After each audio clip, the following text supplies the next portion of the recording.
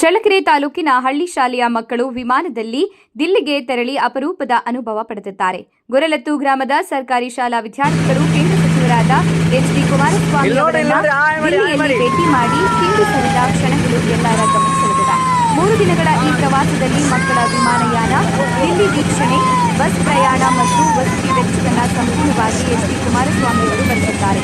ಗ್ರಾಮೀಣ ಸರ್ಕಾರಿ ಶಾಲಾ ಮಕ್ಕಳ ಕನಸುಗಳಿಗೆ ರೆಕ್ಕೆ ಕಟ್ಟಿದ ಈ ಕಾರ್ಯಕ್ಕೆ ಸ್ಥಳೀಯ ಜೆಡಿಎಸ್ ಕಾರ್ಯಕರ್ತರು, ಶಿಕ್ಷಕರು ಹಾಗೂ ಜೆಡಿಎಸ್ ಯುವ ನಾಯಕ ರವೀಶ್ ಕುಮಾರ್ ಪ್ರಮುಖ ಕಾರಣಕರ್ತರು.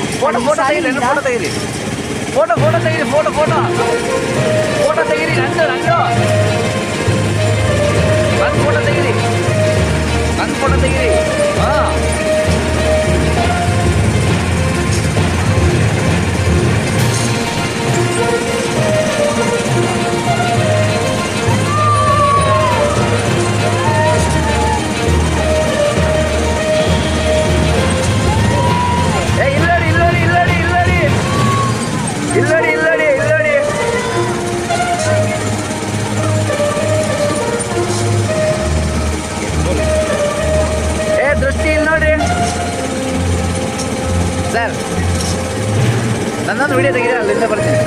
ನೀವು ಮೇಲೂ ಇದ್ದರೆ ನಾನು ಬರ್ತೀನಿ. ವಿಡಿಯೋ ಓಕೆ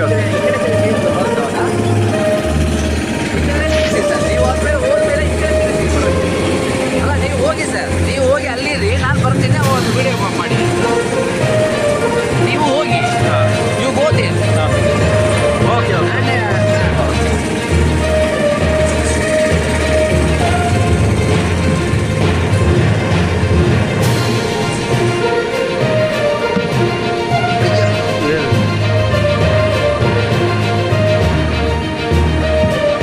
ಹೇಳ್ಬೇಕು.